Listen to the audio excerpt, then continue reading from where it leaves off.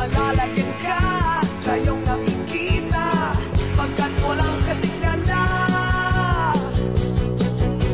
Laguna, nang ito ay marating ko, para bang ako'y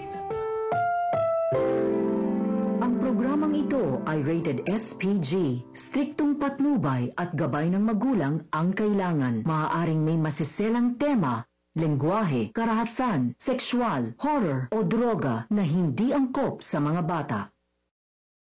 Mga kababayan, ugaliing manood ng Serbisyo Balita Live Online tuwing Lunes, Miyerkules at Biyernes. Ito si Cap Toti de la Rosa ng Barangay Dita, Santa Rosa City, Laguna.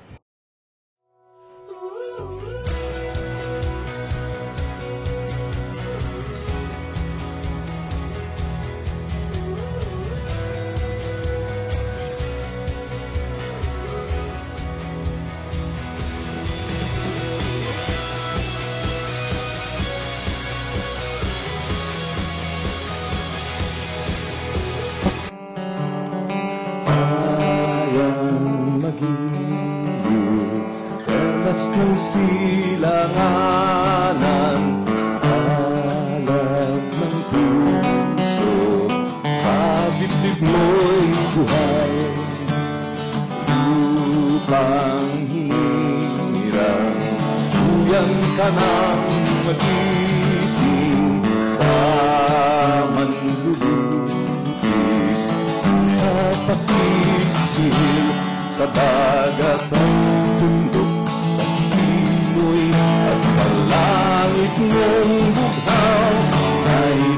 Bulag ang hula at awit sa paglayang minamahal.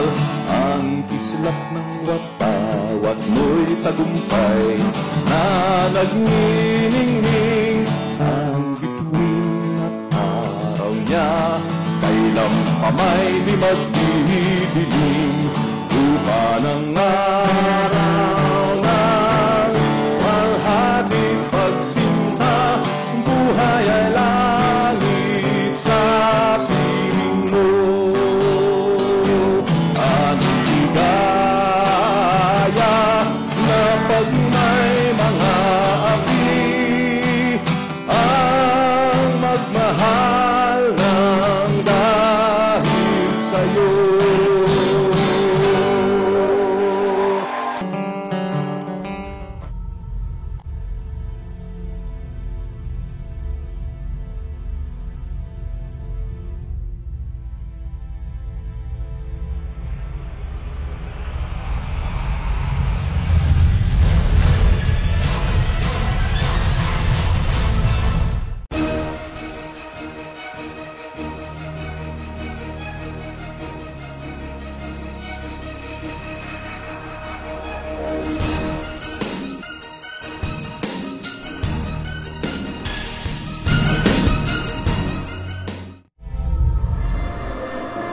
Okay, welcome sa programang Serbisyo Balita Live Online at syempre dyan sa ating mga taga-subaybay sa iba't ibang panig ng mundo. Ayan, at maraming salamat sa inyong pagsubaybay sa aming programa. Ito po ang inyong lingkod, RJ Salgado. At ito naman po ang inyong lingkod na sila Arnie Delva Pareiro na bumabati po sa inyo ng isang mainit na gabi at isang magandang buhay po sa lahat ng viewers, readers, at listeners ng Serbisyo Balita Live Online at Serbisyo Balita Live online. Siyempre, di ba? Ayan. Para po sa inyong hiniing karaingan komento, maaari po kayong mag-text sa 0929-600-3001 sa Globe 0935-868-9375. At patuloy lang po tayo mag-like sa aming page ng Serbisyo Balita para po sa mga balitang lokal po sa inyong lugar. Ayan, at syempre, maulit na lang natin ng iba't ibang media services ng ating Serbisyo Balita. Nandiyan ang ating publication ng Serbisyo Balita newspaper, ang ating online news na Serbisyo Balita Online, News Online, at syempre itong Serbisyo Balita Live Online. Maraming salamat sa lahat ng mga mga sumusubaybay sa iba't ibang media outlets natin. At syempre, bago tayo magpatuloy, paalala lang sa ating mga kababayan dyan sa iba't ibang sulok ng Pilipinas, mukhang may pagyuyata o nandiyan pa rin yung tinatawag na habagat at patuloy pa rin ang pabugso-bugsong pagbuhos ng ulan. Ayan, epekto pa rin ng climate change. Sobrang init, tas biglang uulan, di ba? Yeah, Tulad na lang kahapon. Kaya huwag kayo makakalimot na magdala ng inyong payong. Doon sa iba naman, magdala na lang kayo ng salbabida. Ayan, at balita natin, maraming bahagi ng ating sa Metro Manila, mukhang tumaas na naman ng tubig. Ayan. Kaya sa ating mga viewers dyan, medyo sumubaybay rin kayo sa mga info mula sa Pag-asa dyan sa inyong mga Facebook. At bago natin malimutan na mag-like kayo sa Serbisyo Balita.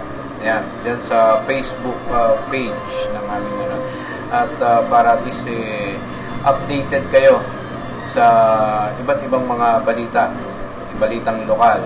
Ayan.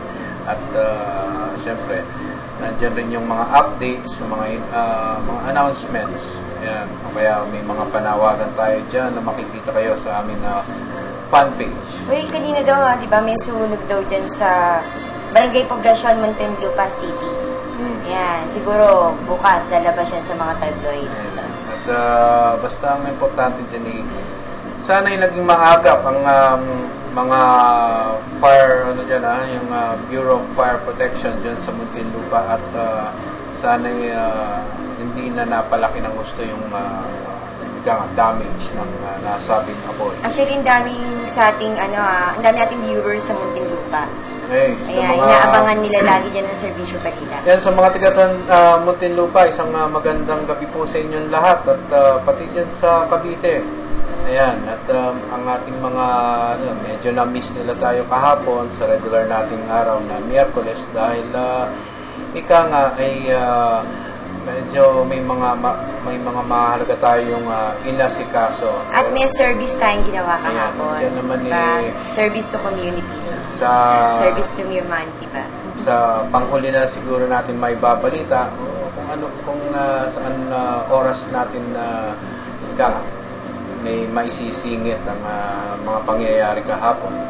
So bago tayo bigyan muna natin ng ang pagkakataon ang butihing mayor nga pala ng San Pedro at meron siyang doon sa ating panayam sa kanya nais niyang batiin yung binati niya yung mga bagong created na barangay sa katatapos pa lang na plebisito dyan sa lungsod ng San Pedro at gusto niyang i-assure sa mga bagong created na barangays ay nandun ng habang hindi pa ganap na formal na mga barangay yan nandun ang ayuda ng lokal na pamahalaan ng San Pedro. Arito yung ating naging panayam kay Mayor Baby Katakis ng lungsod ng San Pedro. To the newly created barangays, as we have said, na according to the law that created them, we will be the one, ang city government will be the one to support them in their initial So we will be helping them sa initial funding, and then until such time na we will apply na magkaroon sila ng kanilang internal revenue allotment. As per the internal revenue allotment, pagdating po sa buwis sa mamamayan, mabigyan po natin ng konting kaluwagan ng kalooban po ang ating mamamayan, may agam-agam. Ano po ang assurance po na may bibigay po ng butihing mayora patungkol po sa mga kanilang inaalalang tax increases na ngayon ay dahil lungsod na po ang lungsod ng San Pedro? Wala naman tax increases nga so wala dapat ipag-alala kasi wala naman tax increases sa real property tax. Once you became a city, you have 5 years na walang increases, so wala silang dapat ipag-alala. Sa public service nyo po, ano po yung nais nyo, ito yung final word para sa ating mga viewers po, kung ano yung nais nyo pong maiparating po sa lahat ng mga taga San Pedro po. Oo, sa aking mga kabayan ay ginagawa ko ang lahat-lahat para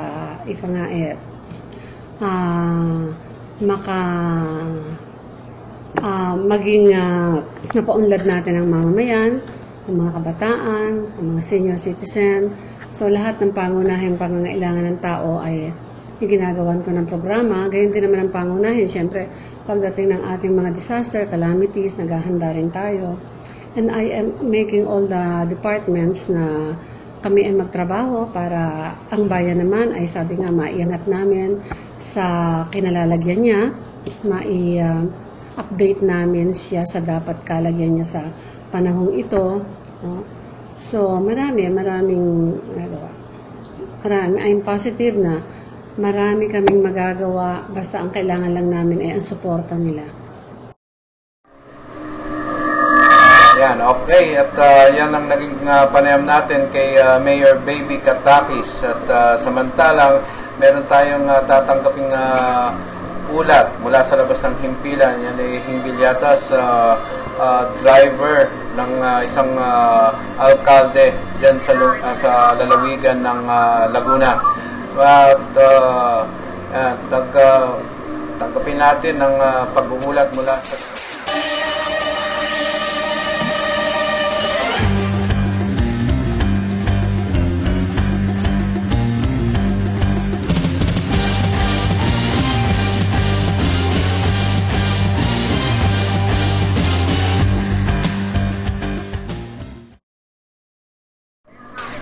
At tanggapin natin ang pag-uulat mula dyan sa lalawigan ng Laguna sa kasama nating si Levi Tatat. Levi, magandang gabi.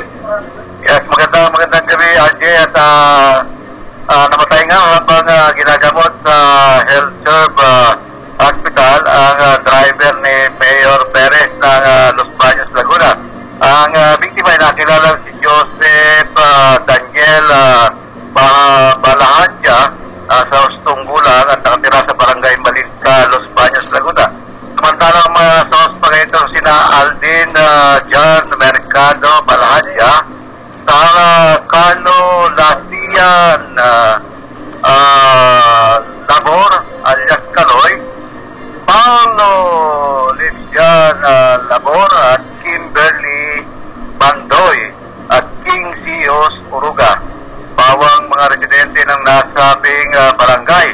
Lumilitaw sa investigasyon ng pulisya ng dako alas 9:25 kagabi nang nagiinuman ang mga biktima at ang suspect na magkainitan nito na nahawi sa barilan. Tapos ang pumaril ay mabilis na isinugod sa Health Serve Hospital ang biktima at dineklara itong dead on arrival. Ang mga suspect ay nakakulong na ngayon sa PP Custodial Jail at inihanda naman ang kasong bader laban sa mga ito matapos na ipaparapin test ito sa impila ng Capital Century Crime Lab upang alamin kung sino sa kanila ang nagpaputok ng baril. Sa kagandagang balita pa rin, RJ, at sa isang wanted person naman ang naaresto na si Eleuterio Selva Jimenez ng Barangay 2 San Pablo City.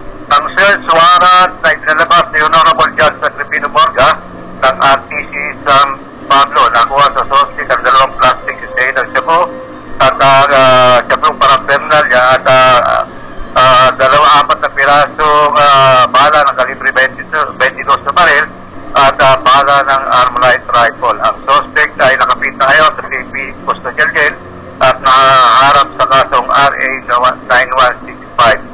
Samantalang sa bayan naman ng Takil ay arestado naman ang suspect na si Dominador Verona na durante ang pag-aresto ay patay naman sa pinalabas ni Honorable Judge Mitsutri ng Casino at TC Branch Pangil Laguna na kasong attempted homicide. So yun ang ating report kasamang RJ mula pa rin sa lalawigan ng Laguna. Ito si Levi Tatat, nagsiservisyo para sa Serbisyo Balita Live Online. Okay, maraming salamat kasamang Levi Tatat. Yan yung mga latest police updates sa lalawigan ng Laguna. Yun. At medyo bad news. Yun nga. Yun at medyo yun, nagkaroon ng pagtatalo siguro yun. Oo, tsaka parang magkakapatid at magkakamag-anak yata yung mga yan, di ba? Dahil napadaan tayo sa lugar na yun kahapon, no? Sobrang lakas lang ng ulan. Yan, at yan, advice lang, at pagka tayo nagiinom, medyo ilagay natin sa tiyan, huwag na lang sa ulo. Kaya yan, kahit magkakapatid, medyo nagkakaroon ng hindi pagkakaunawaan dahil sa impluensya ng alak.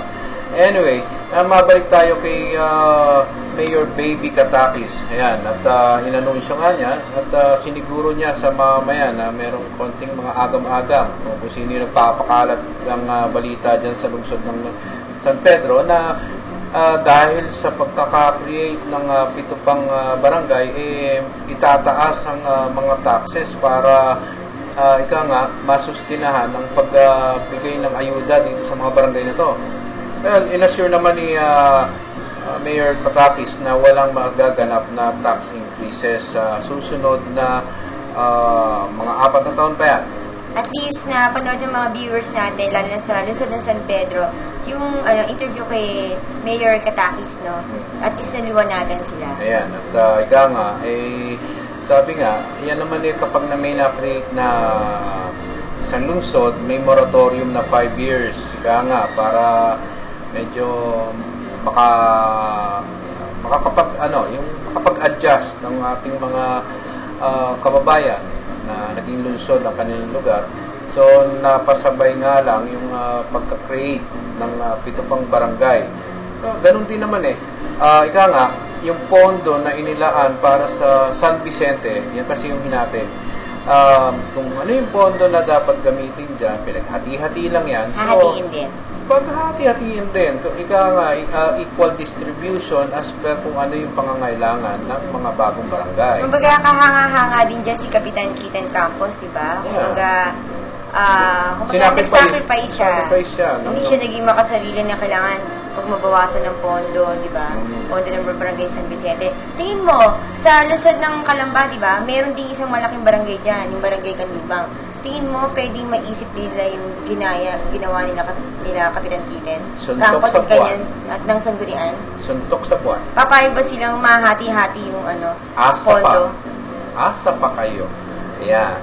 Tandaan nyo, unang-una, hindi, ang lohika dyan ay hindi pwedeng hatiin ng barangay ng Canlubang dahil halos 70% niyan ay pagmamay-ari ng mga yulo. So, ibig sabihin, 30% lang ang pwedeng pag-aari ng gobyerno o pribado na labas sa mga yulo. So, hindi posible, hindi talagang malayo sa katotohanan na mahati ang barangay Canlubang. Maari pang mangyari dyan kung yung dati ng agam-agam na baka humiwalay ang barangay Canlubang sa Calamba. Yun ang posibleng maaring mangyari. Tingin ba gagawin naman yun ni Kapitan Larry Di Mayuga? Kung gusto niya maging mayor, pwede. Hindi ko papayag si Mayor Dini, di ba? At si Vice Mayor Rosasan. Yun lang naman yun, di ba? Siyempre, kasi unang-una, isang Canlubang sa nagko-contribute ng malaking income sa lungsod ng Calamba.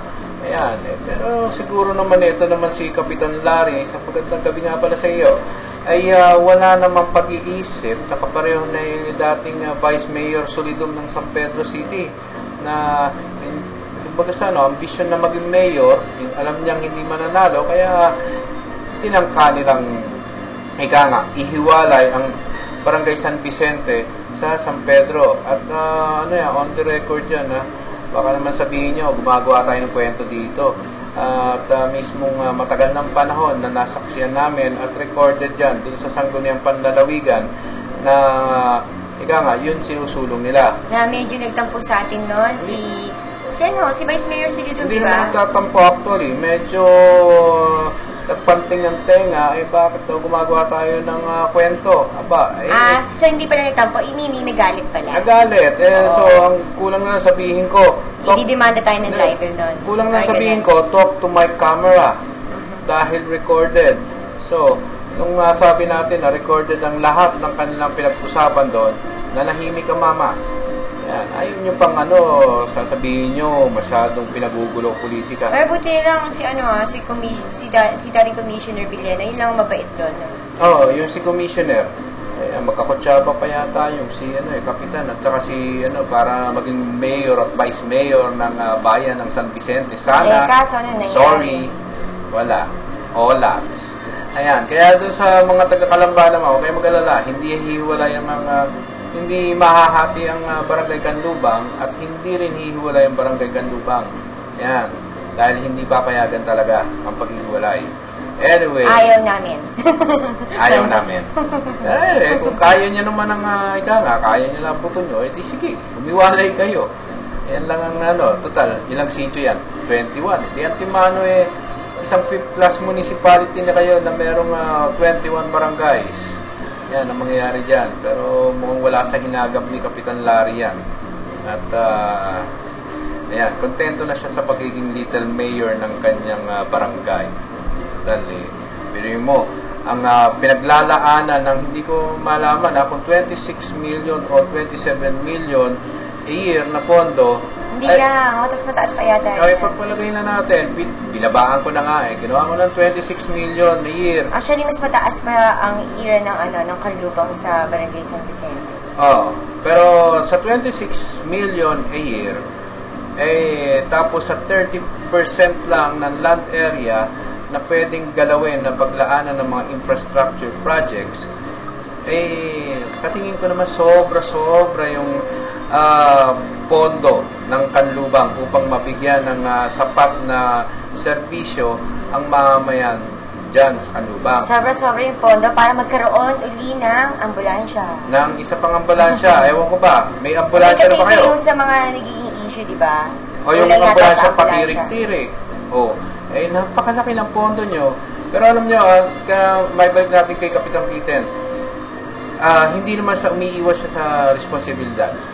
Ika nga, gusto lang niya na ma-manage ng gusto ang kanyang nasasakupan lugar.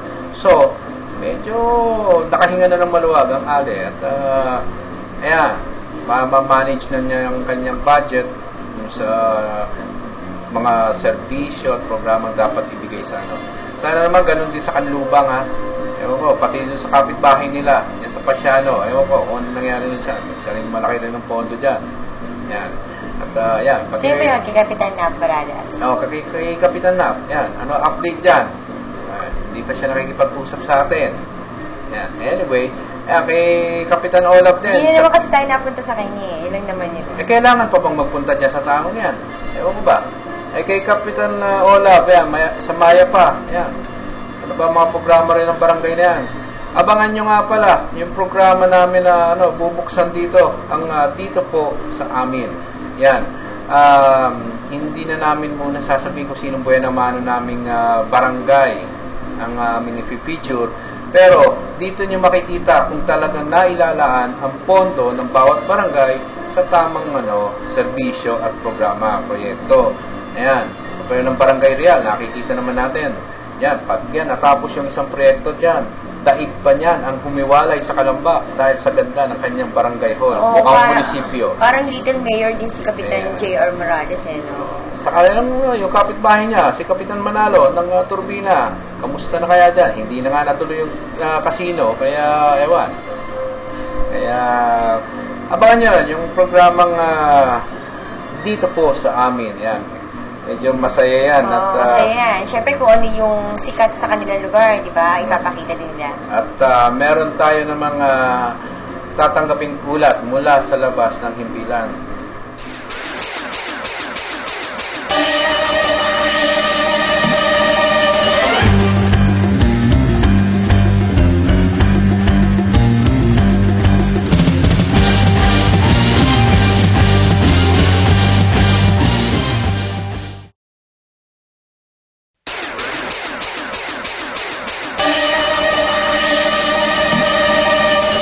At may tatanggapin tayong ulat mula sa NCR, dyan sa kasama nating si Gaspar Latam. Gaspar, magandang gabi. Yes, sir. Hindi turing may pagwanag na magitong kapitan ng Barangay La Huerta na si Peter Agustin Minesco kung bakit pinagdagamot nito ang blatter ng kanilang barangay hinggil sa isang pangyayari noong July 16, 2015 sa palengke ng Barangay La Huerta na kung saan may naulihan daw ang isang mamimili na pitching tira na nagkakalata ng 1,000 piso. Hindi magpapaniwala ang grupo ng serbisyo balita ng kapanayiming nito at humingi ng pahintulot para makakuha ng photocopy ng kanilang blatter at hingin ng opinion tungkol sa pangyayari sa kanyang nasasakupan. Ayon sa supply at adilantadong kapitan, panis na din ang usaping iyon at wala nang kaming karapatan para makakuha ng nabanggit na blatter dahil iyon ay sa kanila at kung hindi siya pumayag, wala kaming magagawa.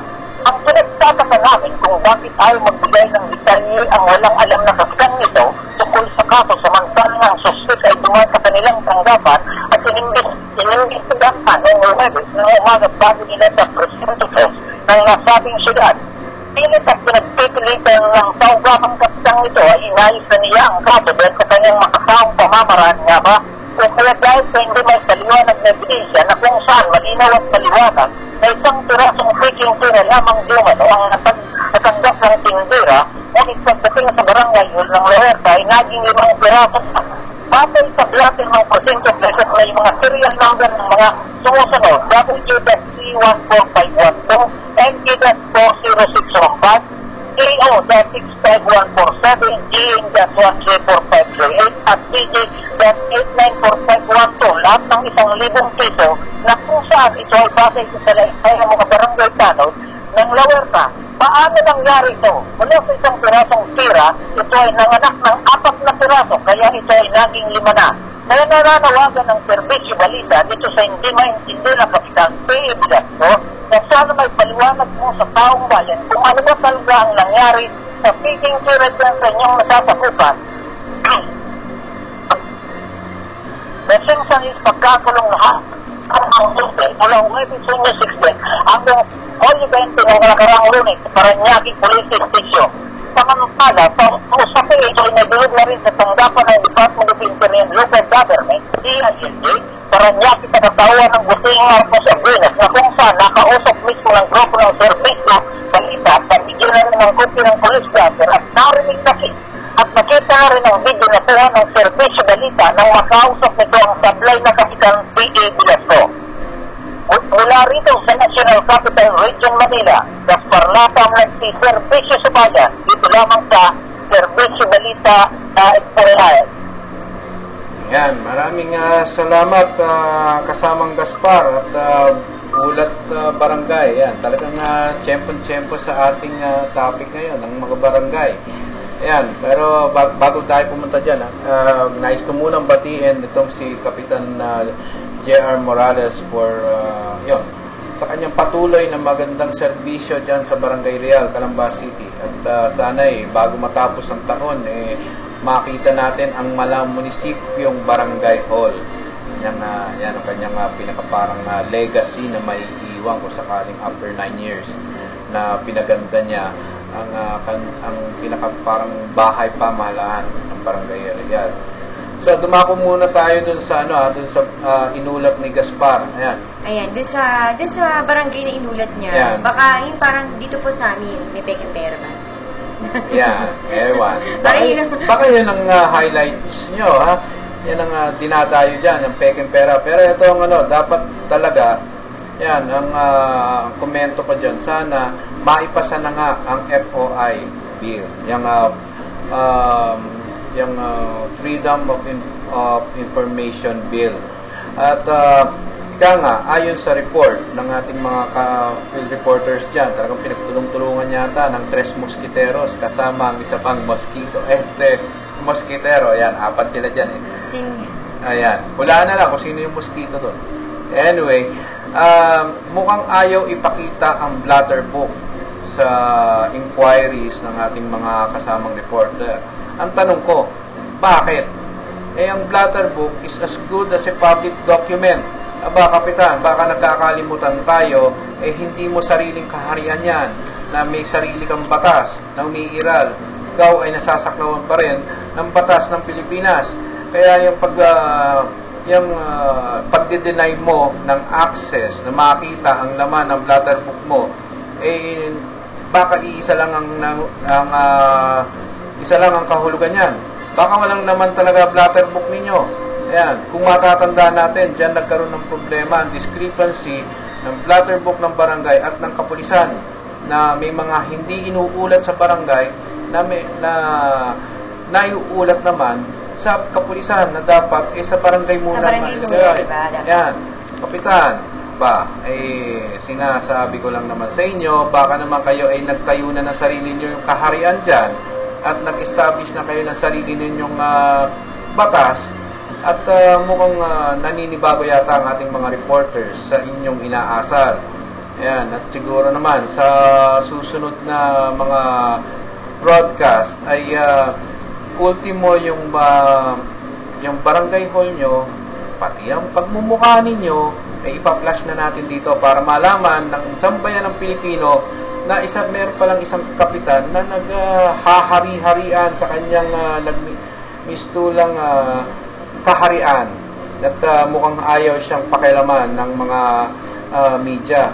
Pinapaalala ko lang, ang blatter book ay public document na pwedeng i-access una ng kapulisan, pangalawa ng mga complainants involved, o kaya kung sino man yung ng ating huwes, pwedeng makita yan. At pinaka-importante ang media. Kapag meron silang nais imbestigahan, yan ay dapat open sa kanila. Huwag niyong itinatago at baka walang nakalaman sa inyong bladder book at puro blanco. Nagsasayang kayo ng ng pera. Ayan. At o baka naman ayaw naman natin isipin. Baka naman hindi niyo talaga binatter yung complaint at pinakulong nyo ng mahigit 100 hours sa himpilan ng kapulisan, illegal detention, at kasabwat pa kayo. Ang pinagtatakahan, at meron kaming video, may nakuhang video na inaamin nung naging biktima ng peking pera na iisang pirasong 1,000 piso na peking pera ang inabot sa kanya. So, paano nangyari na pagdating sa inyo, ayon sa inyo, 4 na piraso, nanganak ng 4. Aba, take ba niya ng Nasa inyo 4? Nandun, pinakita. Kaya naging 5 piraso daw yung 1,000 na hawak nung suspect. At pero umami naman yung naging biktima na 1 piraso lang yun. So, Kapitan, malaking explanation ang dapat nyong gawin. Ayan. At unang-una, pabuksan niyo yung bladder book na makita ng ating mga ating mga reporters diyan. Ayan. At meron ang pag-uulat natin sa NCR. Mula sa NCR, tanggapin ulit muna natin to.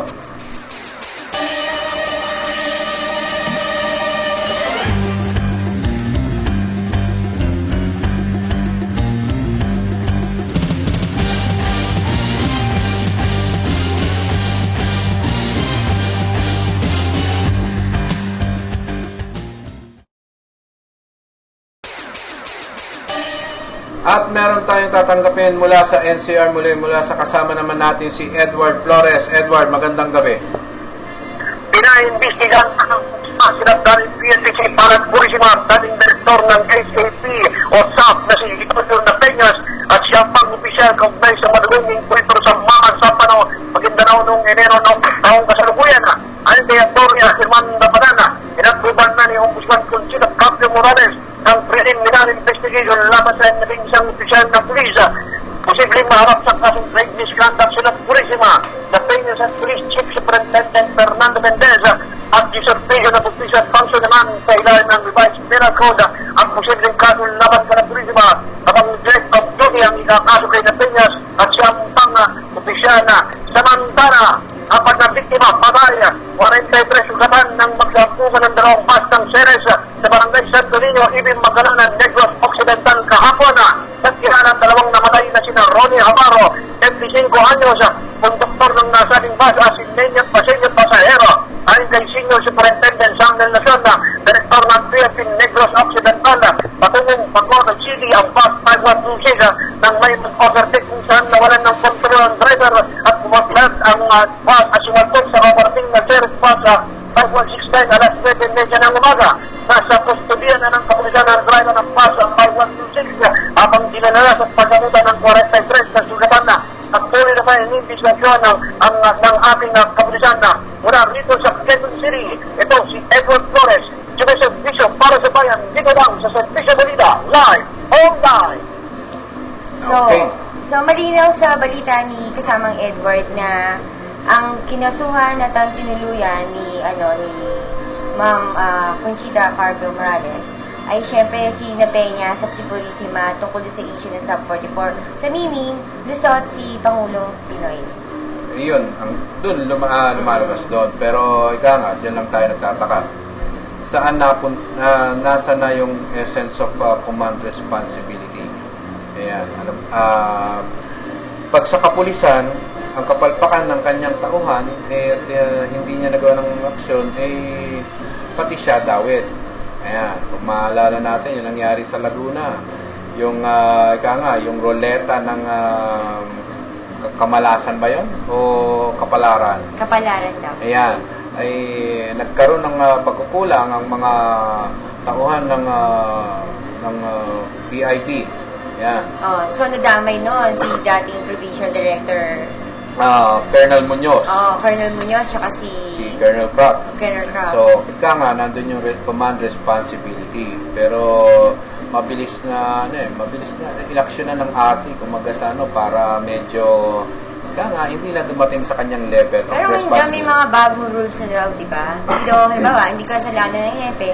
kung nagkamali yung kanyang Siguro. mga police, di ba? Siguro, pero ika nga, nandun pa rin yun. Dapat merong command responsibility. Bagamat hindi mo alam ang ginagawa ng iyong mga tauhan, dapat medyo namomonitor mo. O kapag na-monitor mo na may konting kalokohan na ginagawa, sibakin mo na kagad. At yun, dun sa ating mga PD, lahat sa PD ng mga PD ng Calabarzon, kapag medyo walang ika nga, non-performing ang inyong mga hepe, sibakin nyo na. Lalo't yung mga kamag-anak yata. Hindi naman yung term na sibak, ilipat. Parang gano'n naman nangyayari, hindi naman sibak. Kung pag sinabi sibak, tanggal sa service. Nung nangyari na sa lambat sibak. Parang ililipat lang, parang gano'n. Ayun. Kaya minsan, ewan ko, ngayon, ang bagong patakaran yata, based on accomplishments and the performance. Kaya yung ibang mga invisible men dyan, at running man, hindi mailipat. Ayan. At meron pa tayong tatanggaping ulat mula sa labas ng ating himpilan.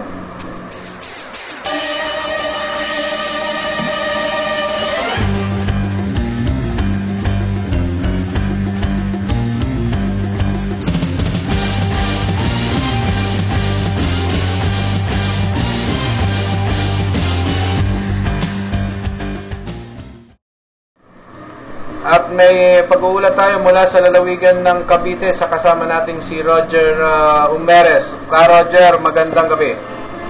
Magandang gabi sa inyong dalawa dyan. Magandang goodbye gift ni Pangulong Benigno Noynoy Aguirre Sasin. Baka sa manggagawang Pinoy. Ito umano ang mainam na isinangako ni Pangulong Aquino sa kanyang huling State of the Nation address niya. Kapag ito ang isa sa mga laman ng huling doon ni Pangulong Aquino, tiyak na alingaw sa buong batasan ang masigabong palakpasan mula sa Mexico, partikular sa masang Pilipino at siguradong masaya siyang aalis sa pwesto. Pahayag ni Senator Danny Angara. Ayon sa Senator, ang deklarasyon nitong ibaba ang halaga ng buwis ang isa sa mga pinakahihintay ng bawat Pinoy. Ito si Roger Ramirez, patuloy na sumiservisyo sa bayan. Ito naman sa servisyo pakita live-online. Balik tayo kasama ng mga Ayan. Thank you, Ka Roger. Yeah, So, this coming Monday na pala yung SONA ni Pangulong Pinoy, di ba? At ano ang maasahan? Ayun, syempre according to Speaker Sunny Belmonte, hindi na daw magiging magarbo yung SONA ngayon. Dapat lang. Ayun, tapos abangan din natin yung mga politikong dadating dyan. Kaya hindi pa makapamili si Pangulong Pinoy kung sino yung endorse niya, kung Senator Grace po or si Secretary Mar Rojas, kasi kailangan munang tapusin muna daw yung SONA. Kasi kapag namili agad, baka daw may magtampo, wala masyado mag-attend sa Monday. Baka may umattend na may sympathizers ni Secretary Mar Rojas, walk out na yan. Pero magkakaroon agad ng kulay, di ba? So, antayin natin, pagkatapos ng SONA, sa Monday, abangan po natin kung sino yung i-endorse na talaga. Pero ayon naman sa balita ni kasamang Ka Roger, isa sa ini-expect sa SONA ay ang pahayag na magbababa raw ng mga buwis.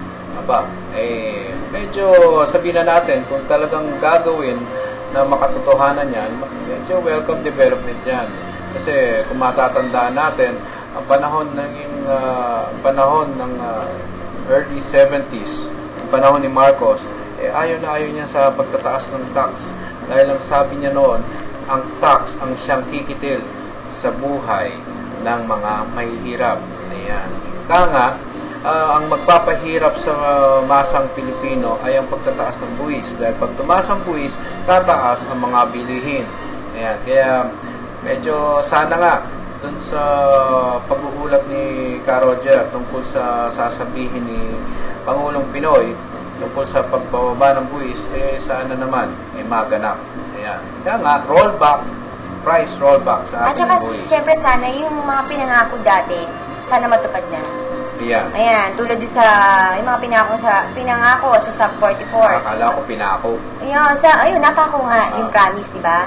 Ayan, pwede natin nga ma-interview yung mga kamag-anak ng sa Sub 44 dahil mga kaibigan natin. Kung ano ba talaga yung nangyari na sa kanila. Ayan. Siguro yan sa susunod na linggo po yun. Ayun. At ika nga, sabi nga natin, pagdating sa pangako, ayan, nagsabi ng price rollback sa ating buwis. Dito lang, parang may conflict lang maalala ko. Parang conflicting statement yun. Inaprubahan ng 3 trillion? Oh, 3 trillion? 3.001 trillion May kanta si, Kuya na Ada, budget para sa isang taon. So, paano natin mamimit yun kung ibababa naman natin ang taxes?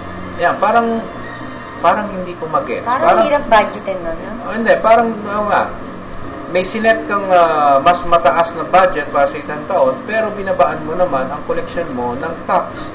So, paano mangyayari na matutugunan mo o mamimit nyo yung budget requirement na yon? Pwera lang, kung uutang na naman tayo, ayan, madagdagan na ang utang. Mangyayari niyan hanggang ngayon, pati ang apo ng kinaapo-apuhan natin ay may utang. Hindi pa sila pinanganganak. Yan, may utang na sila. Yan. Pero anyway, basta abangan na lang natin ang mensahe ng Pangulo sa kanyang SONA. Pinakahuling SONA na yan. Yan. Siguro sa ating mga viewers, ang dami nagpalakpakan. Yehey! Pinakahuling SONA na. Siguro, sino kaya magsosona naman sa isang taon? Abangan rin natin yan. Yeah. At siyempre, sana may ma-interview tayo na bukas ay Biyernes, tama-tama. Baka mayroon tayong makuha mga pahayag mula sa mga kongresista kung ano yun ini-expect nilang ini-expect nilang magiging mensahe netong ni Pangulong Pinoy sa kanyang SONA. Yeah. At after ng SONA, saka naman tayo maghahagilap ng komento kung ano ba ang naging reaksyon nila sa naging pahayag ni Pangulong Pinoy. Yan. Anyway, at sa iba pa nating mga reporters, standby kung kayo may pag-uulat. Yan. At mukhang ang bilis nun tumatawag na kaagad. Pero kahapon, di ba? Ano nga ba yung natin kahapon sa Kapitolyo? Yung mga kachismisan doon. Oo, yung mga kachismisan sa Kapitolyo. Abangan natin pagka... Anyway. Yeah, medyo mahirap po kasi yung nga yata, smart. Mukhang mahirap. Ang kanilang signal na naman ay nagloloko. Uy, happy viewing nga pala kay General Escobar. Yan. Yan. Mukhang napa-assign na yata siya sa Krame. Oo, kasi general na siya, kaya sa Krame na ang punta. Basta mga general, dyan na, mga bossing na yan, mga big boss. At siyempre, nais natin batiin nga pala yung provincial officer ng HPG. Si Police Chief Inspector Pagulayan. Yan, magandang gabi. Kung tayo medyo napaaga siguro, ayan, at sana'y nagkaroon tayo ng one-on-one interview o kaya phone patch interview. Ayan. Pero may siset naman natin, mga next week or tomorrow, diba? Next week o kaya bukas. Yan, pwede rin yan. At so, habang hinihintay natin ng pag-uulat ng iba pa nating reporters, ay maiulat na lang. Ito, madako naman tayo. Ito yung, hindi pa natin nagagawa yung pinaka-intro segment nito yung ating mga, chismis time lang ito. Okra yan. So, pero kahapon medyo nakakapagtampo lang. Ewan pa dito.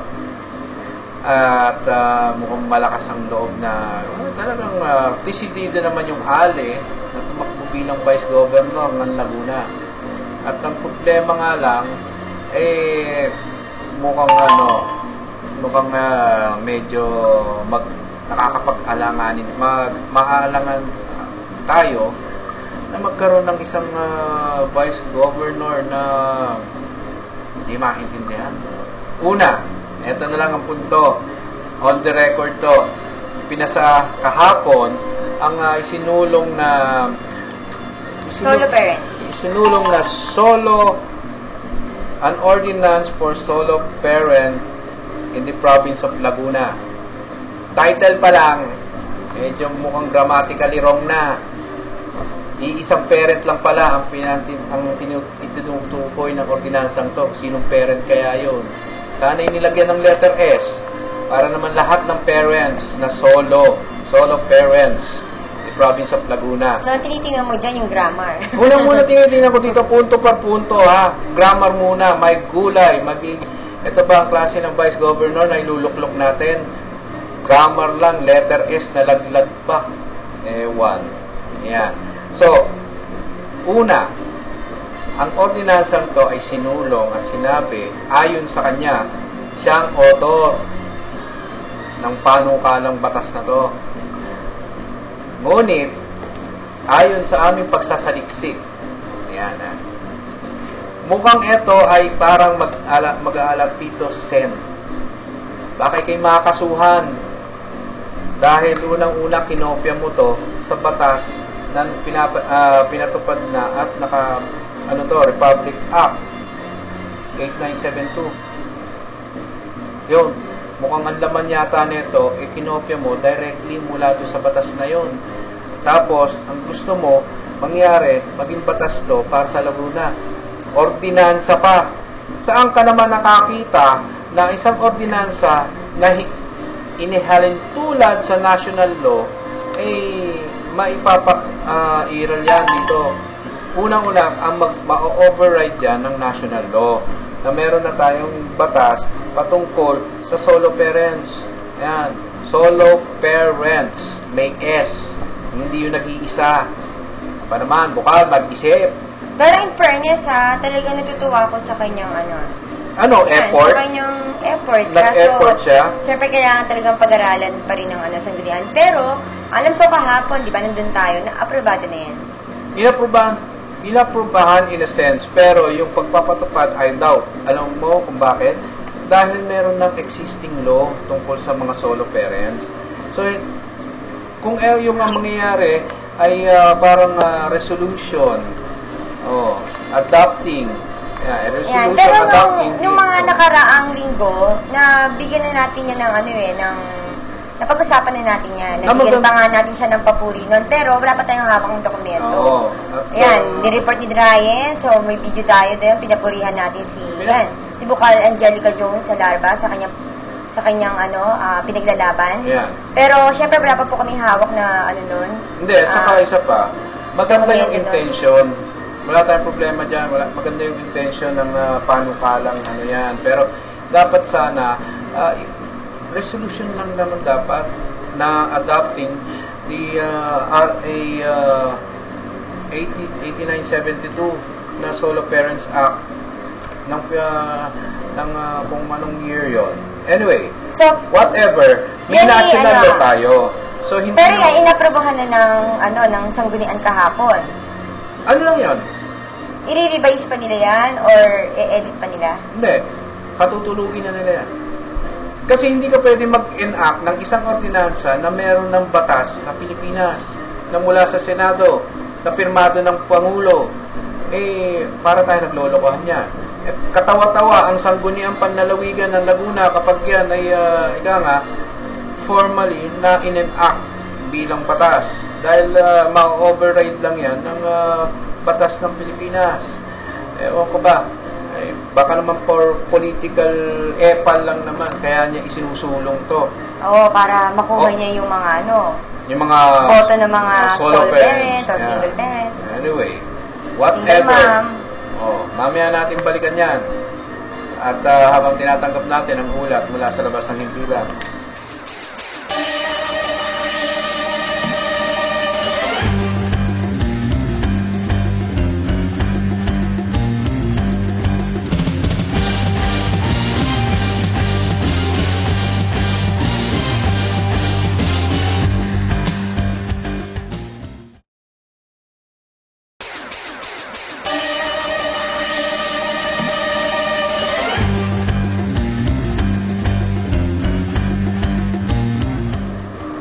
tanggapin natin ang ulat mula dyan sa lalawigan ng Batangas sa kasama nating si Koy Laura. Koy, magandang gabi. Panibagong mga biktima na naman ng kumpanyang One Dream Global Marketing na inakusahan na isang investment scam ang tumulog sa Balayan Municipal Police Station. Aabot sa 190 biktima dito na pinangungunahan ng nagngangalang Armando Gatula, Ikaray, 52 anyos, may asawa at isang negosyante at residente ng ICD Project, Barangay District 3, Balayan, Batangas. Ang mga tinuturong pangunahing suspect naman ay ang mag-asawa pa rin Arnel Gaser at Jubel Guzman Gaser na residente ng Monteflora Subdivision, Tabang, Lipa City. Aabot sa 73,142,427 ang natangay ng One Dream Global Marketing dito sa Balayan, Batangas sa mga nag-invest sa kanila. Kasong large-scale stop ang balak isampa ng mga biktima. Samantala, sumuko na ang dalawang kasabwat ng mga pangunahing suspect ng investment scam na sina Michael Basakbas, E. Hernandez at Marlon de Guzman Villapando. Kahapon ng tanghali, Hulyo 22 taong pangasalukuyan. At samantala pa rin, 3 bilyon na ang halagang natangay ng mga suspect na sina Arnel Gaser at Jubel Gaser dito sa Batangas pa lamang. Naaabot na sa 20,000 katao ang naging biktima. At ayon naman sa Security Exchange Commission, ito lang po yung kumuha ng certificate ang One Dream Global Marketing sa kanila at ito ang July 13 ay nagdeklara ng pagkakalugi na hindi na sila makita.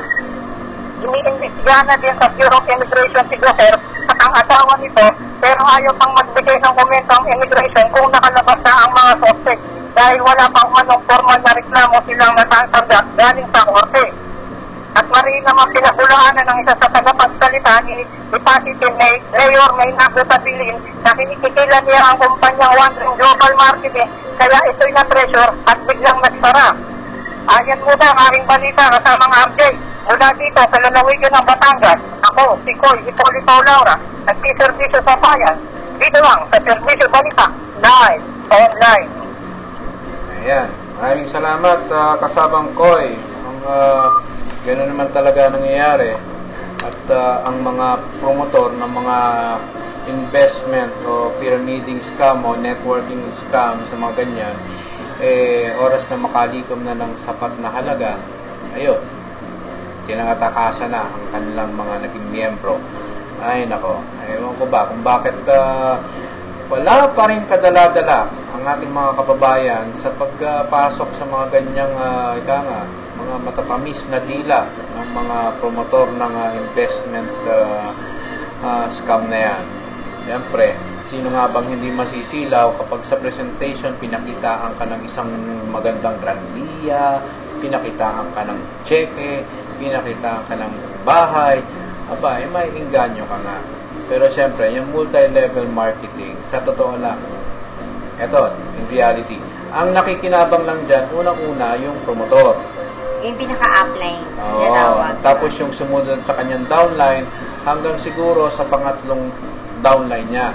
Yon ang mga makikinabang. Pero, the bottom line dito, sorry na lang dun sa mga huli nang makukuha. Oy, may nagkomento nga pala doon sa solo parent at nag-uusapan natin kanina. Yan, siguro po adopted sa national... Ayan, nawala.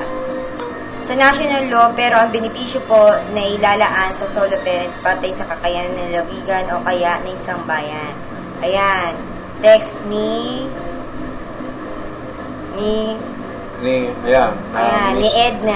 Yan. Anyway, yan ay tama rin. May posibleng magbabase ito doon sa kakayanan ng lalawigan. Pero the point here is hindi natin pwedeng i-enact as an ordinance dahil may existing law na tayo. Kaya nga ang mas nararapat dito ay isang resolution adopting the RA 8972 or Solo Parents Act na yan ay pang-nasyonal na batas. So, pumapasok din doon kung ano yung benepisyo o kakayanan ng isang local government upang ma-provide yung pangangailangan ng mga solo parents. Ayan, pero alam ko yung mga bawat lungsod dito sa Laguna may mga Meron ordinansa na, di ba? Oo, meron ang Calamba, ang Santa Rosa, Actually, may ang mga, Binyang yata. may mga resolution na sila. Ang resolution, parang, ika nga, to formalize, o parang may act o mapagtibay yung nasyonal na batas. Ewan ko ba naman dito kay Bokal, Angelica Jones, magtanong ka nga kaya sa mga advisors mo. Mukhang medyo sala yata ang itinuturo sa'yo. At pag-aralan nyo na mabuti kasi kapag ito ay ginawang isang ordinansa, ay kahiya-hiya naman ang sangguniang panlalawigan. Although maganda ang intention mo, pero makikipagpustahan na ako. This is politically motivated para lang sa EPAL. Para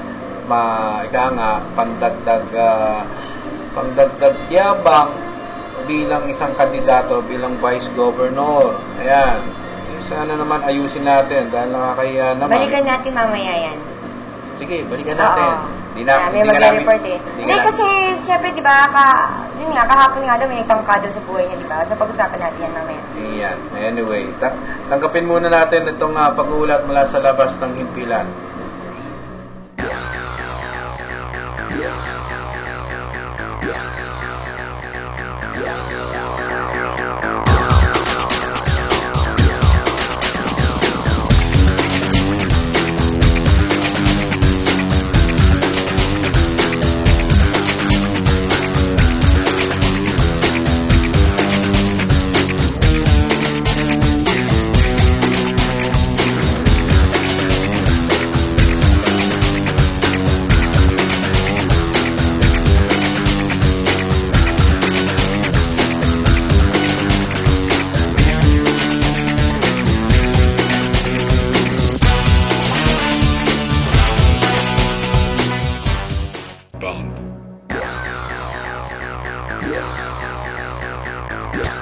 At may tatanggapin tayong ulat mula sa labas ng ating himpilan dyan sa kasama nating si Adan Gabato. Adan, magandang gabi.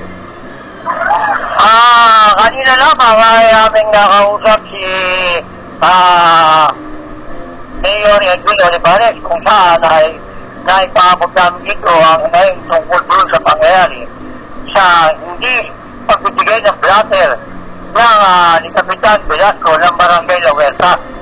Kung saan ay tinuro kami at endorse kami ni Mayor Edwin Olivares dito sa task force niya sa task force TST ng City Hall, kung saan ay sa pamumuno ni Major Santiago ay inatasan niya, pinatawagan ang SIT ng PNP Headquarters ng Paranaque upang alamin ang status ng kaso nung aming inilapit doon sa problema sa barangay.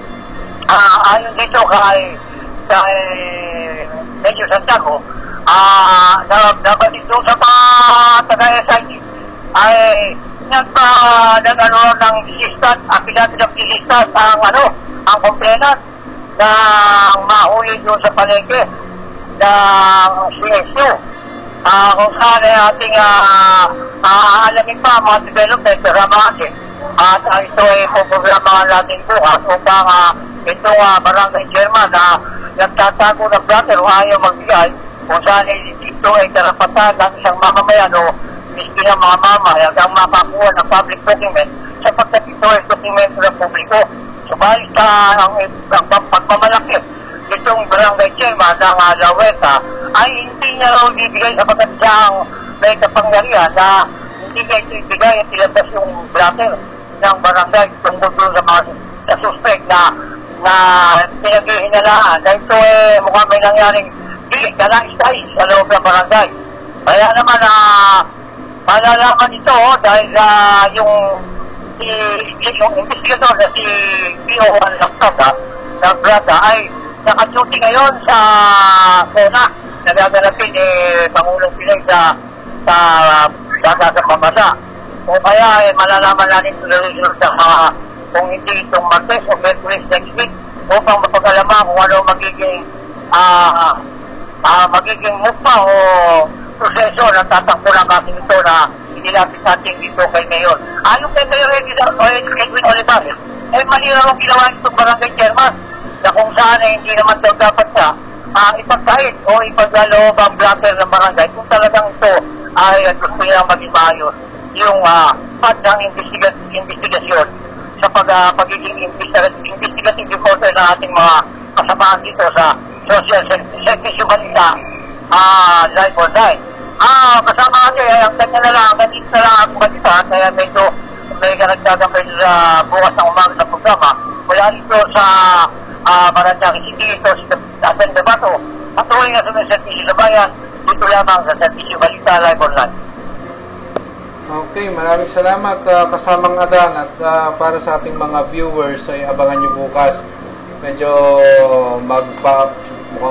magpa-Friday edition muna ang lahat ng ating mga programa na pang Sabado. At dahil mag-aayos tayo ng ilang mga technical na problema. Yan. Tsaka hopefully magaling na po si Lady Expose kasi may sakit siya ngayon eh. Yan, get well soon. Para makapag siya, live broadcast bukas. Ayan, at baka medyo yung umaapoy na sa kanya napunta. Kaya nag-aapoy ang kanyang lagnat. So bukas meron tayong pulsuhan at syempre ang musikahan. At meron tayong lagot ka, isumbong mo kay Adan. At ang Expose, sana sana makarating bukas. Siguro dyan sa programa nila, siguro isa sa kanila ang tatalakay tungkol dun sa mainit na pangyayari ngayon tungkol sa issue ng iglesia, di ba? Siguro sila na magtatalakay niya. Ay kung sana makakuha ng karagdagang detalye, speaking of Iglesia ni Cristo, ay sana ayusin nyo na yung sigalot na yan. At siyempre, medyo nakakaya naman sa mga miyembro at kayong nasa itaas dyan nagkakagulo. O kung ano man, sana maayos na. Sana maayos na. Para kumbaga nire-respeto din natin yung kung ano mga kanilang grievances or hinaing sa bawat isa, pag-usapan na lang yan. At yan ang minsan ang hirap kapag pumasok na ang social media. Ayan, tsaka mag-anniversary sila, di ba? Sa July 27. Ayan, pwedeng ano ba tawag yun nun? Kiss and hug and make up. Ayan na lang. Totally, kayo naman magkakamag-anak. Huwag na natin palawikin pa yan. Oo, para winner tayong lahat. Diba? Tama. Para may pagpatuloy ng mga gawain. Ika nga. At anyway, ayan. Ewan ko kung hahabol pa ng balita si Edward. At hindi, tapos si Sama Edward, si kasamang Roger may isa pa uling report. Kasamang Roger. Anyway, oo. Pero yan, balik muna tayo kanina. Kasi di ba in-announce ni Bukal Angelica Jones sa prayers pa nga niya na siya daw ay na-ambush, pinagtangkaan daw. Pwede ba? Hindi naman sa dinadoubt natin, pero ikaw nga, nasaan ang blatter? Ayan, yun nga lang, bakit hindi naglabas si Provincial Director dito sa ligaw ng blatter kung totoong merong na may pagtatangka. Buti pa sa Cavite, di ba? Naglabas ng report. Ang PPO, oo, nang may nag-text na nabaril daw, ating kasamang si Levi Tata. Di ba? Mabuti pa yun. Siyempre, Bukal Angelica Jones yan. Siyempre, di ba dapat? Politiko yan. Nasa ng blatter? Nasa ng saksi? Nasa ng kung merong mga baka naman yan natutulad ng ibang mga politiko. Ano yan? Ambush me? Ambush me. Kuha ng simpatiya. At isa pa, ano magiging reason na para kayo i-ambushin? Meron ba kayong kagalit? Wala naman siguro. May kaatrasuhan ba kayo? May pinagkakakutangan ba kayong malaki? Ayan. Wala naman siguro. At saka, ang ganda-ganda niya para ambush me. Oo nga. At saka, hindi mo pwedeng ituro, hindi naman natin pwedeng sabihin politically motivated. Bakit? Wala namang sigurong ganung history ang iyong mga katunggali. Tsaka, mukhang mababait naman na katunggalin mo. Yung isa'y abogada. Hindi naman siguro mag-resort sa ganon. Bakit? Hindi naman desperado naman siguro yung ale na nagawin yun. Yung isang ayan, kababayan natin. Yung isang katunggali mo. Bagamat yan pero batang-bata pa yan para makaisip ng ganyang mga yung ganyang mga ganang senaryo, di ba? Senaryo. Sino? Ba, ay bago namang gumawa ng ambush me eksena, sana naman ay mag-isip. Yan, parang yung ordinansang isinulong, hindi muna pinag-isipan, inuno muna ang mga political gains. Pero, in fairness, masaya pag nandiyan si Bukal Angelica Jones. Kapitolyo, di ba? Kasi pag wala na si Bukal Angelica, wala ng clown. Wala ng clown. Ayan. Anyway. Hindi, nandun si Bukal Oruga. Clown din yun. Clown din yun. Ayun. Kaya nga, kung baka clown, entertainers, patawa. Hindi, kasi patawa sila, di ba? Yun naman yun. Yun na-appeal nila sa masa. Yun nila, magpatawa. Balik showbiz na lang para mas maganda. At tanggapin naman natin ang isa pang pag-uulat mula sa labas ng himpilan.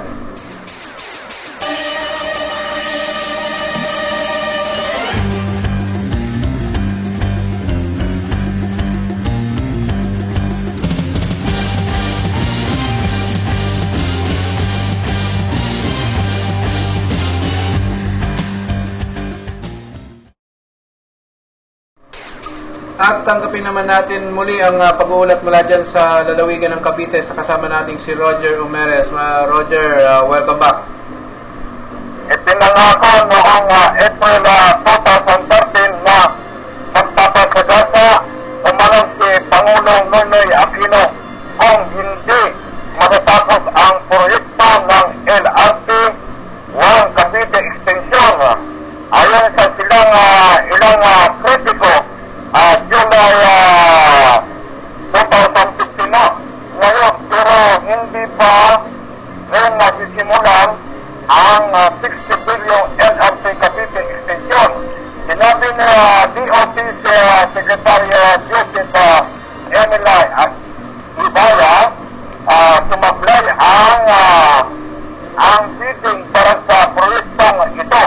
At ang nasabi lamang umano mga Pangulo na magpapasagasa sa tren habang patuloy ang ginagawang bidding na hihirapan umano ang Department of Transportation and Communication, DOTC, na balansihin ang papatanan ng mga pasahero at garantiya na ikita naman ang mga negosyante na magtatayo ng proyekto bilang taon lamang na ibigay na ang kontrata sa LRT na mahawak sa operasyon at maintenance sa 30 years old LRT Line 1. Dahil dito hindi na ay pangako ni Abaya kung sa ilang magagawang LRT Cavite Extension.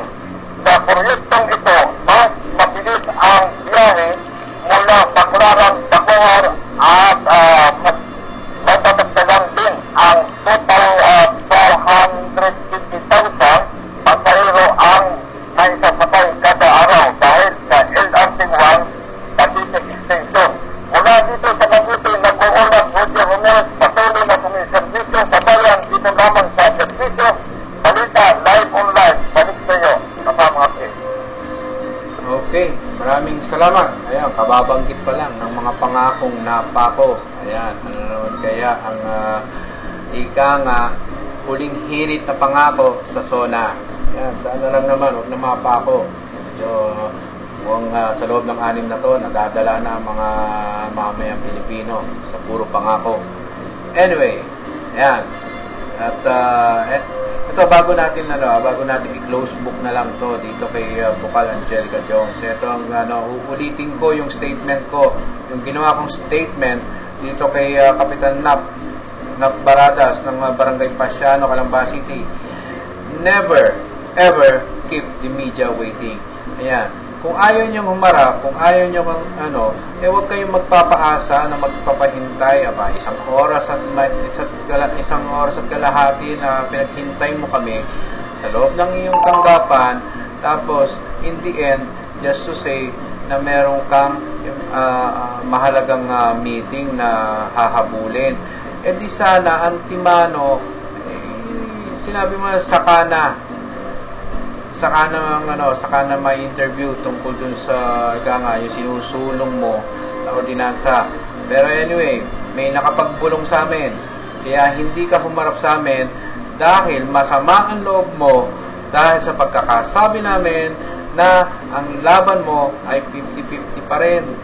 Hindi kay Nino, kay Attorney Karen Agapay, ang incumbent na sabi na OIC Vice Governor.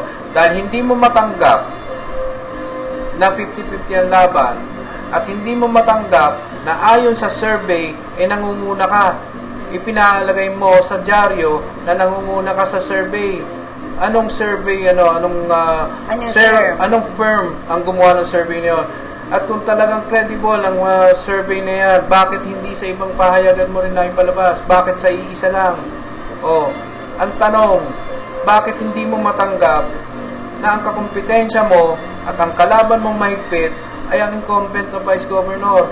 Baka nga, pag in the long run, baka ang mangyayari pa nga dyan, maungusan ka pa ng aming kababayan na si Nino Lara sa dami ng mga ka-members niyan sa buong lalawigan. Abay, tabon-tabon.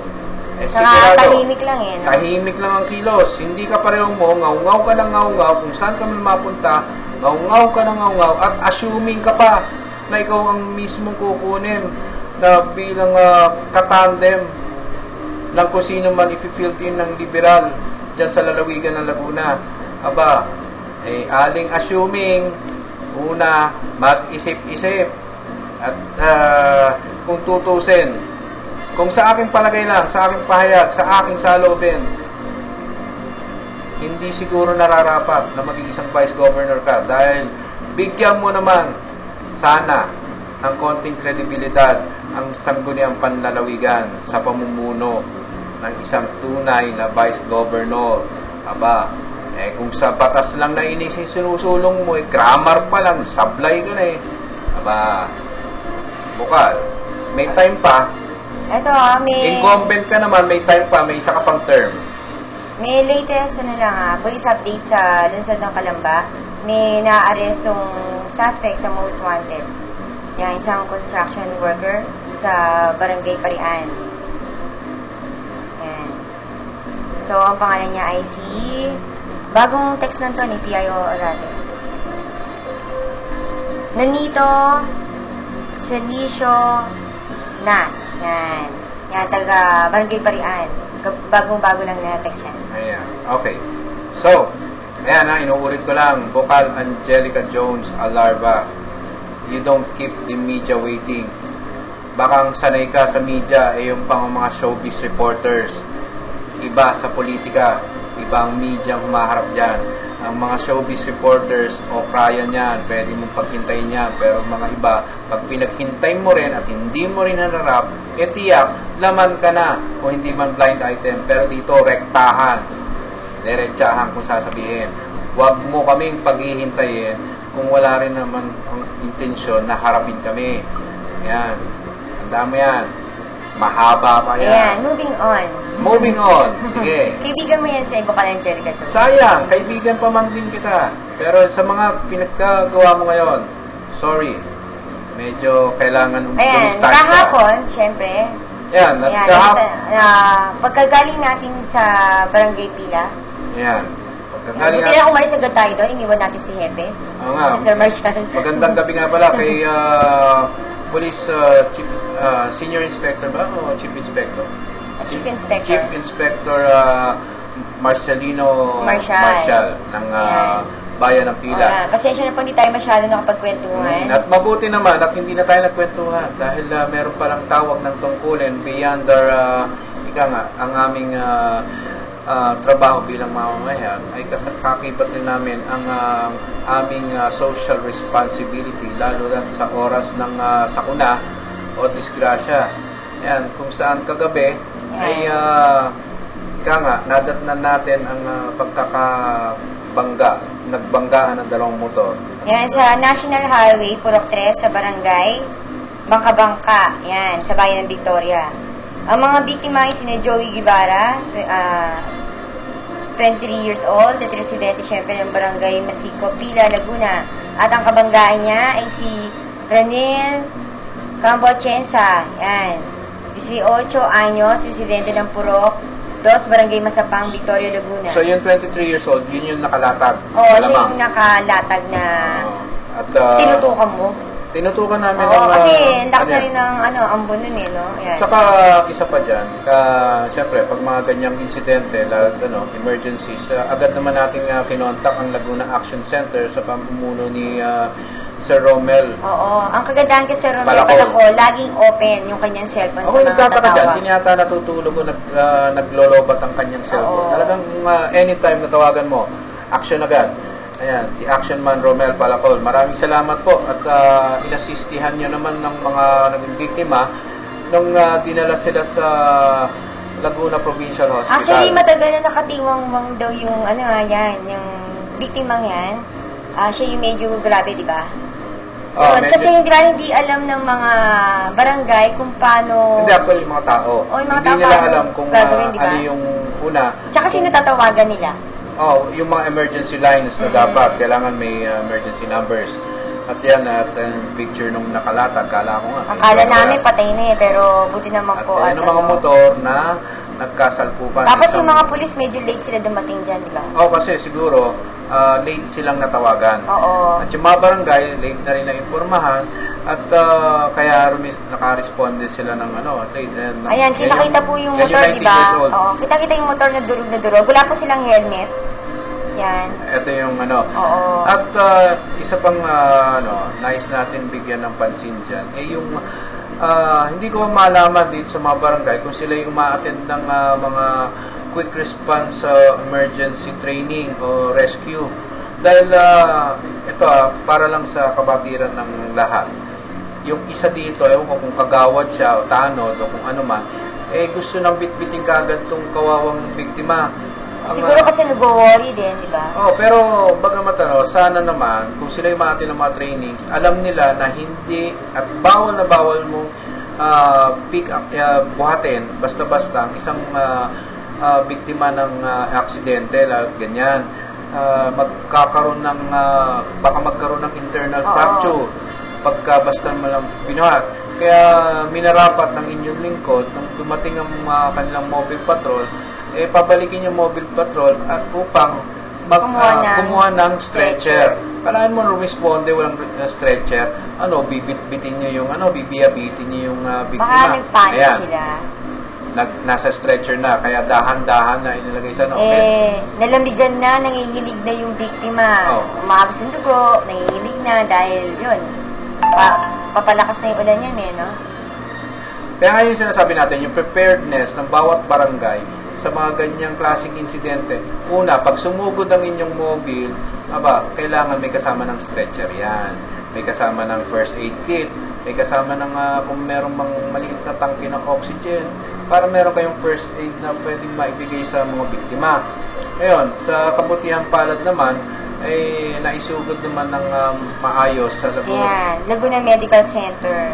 Kung saan naman, doon naman ay sinalubong na ng mga kawani ng Laguna Action Center para mabigyan ng maalalayan naman ang mga biktima. Kumbaga ma-priority, di ba? Yan, kasi siyempre ang iniwasan naman natin dito sa tagal ng pagkakalatag ng mga biktima sa kalsada, matagalan naman sa ER, sa emergency room. Minsan kasi kapag walang umalalay dyan sa mga na-aksidente yan, hindi napapansin siyempre ng mga nurse. So, sobra din ng sobrang busy. Sobrang busy sa dami din ng kanilang inaasikaso.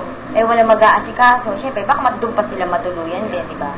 Pero, bagamat ay bigyan natin ng kredito pa rin ang mga kawani ng barangay dyan na at least they did their best na although buti na lang at napadaan tayo upang madagdagan ang kanilang kaalaman sa ganyang sitwasyon. Tsaka yung mga tao doon sa lugar na yon, concern din sila. Oo, diba? Siyempre.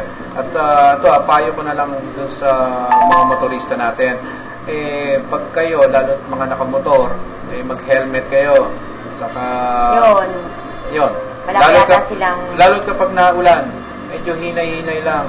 Minsan nagtataka ako sa ibang motorista, humaharurot pa rin kahit kalakasan ng ulan. Ayan, ewan ko ba, ayan, napapala. So, ayan, madako naman tayo sa pinakahuling highlight ng ating programa ngayong araw na to. episode natin. At tayo natutuwa naman dito. Usapang barangay kanina. Ito, kumbaga sa i-closing natin yan sa usapang barangay pa rin. Ayan, at ako'y natutuwa sa sa performance nitong isang barangay captain ng dyan sa lungsod ng Santa Rosa. Pero bago yan, tayo muna ay dadako sa konting paalala muna bago tayo magpatuloy. I long to return to the days of the songs my mother taught me. They sing of a simpler life. They sing of a healthier life. Stroke by stroke, we create our future. A future that relies on and preserves the bounty of nature. A future that looks back on a simpler time, but strives to benefit generations to come. A future by New Valley. A breakthrough development where people and nature thrive in a truly balanced environment. And only one developer can turn this vision into reality. Ayala Land.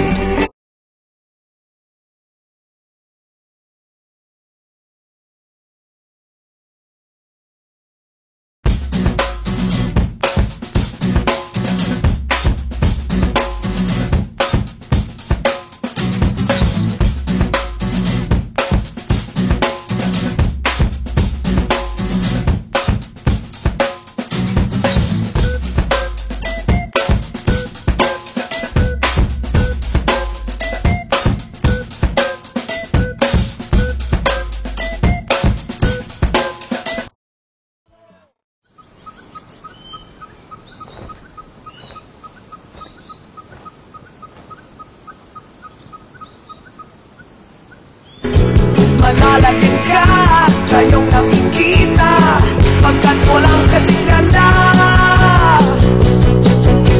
Katulad nang ito ay marating ko, para bang ako'y nagtao.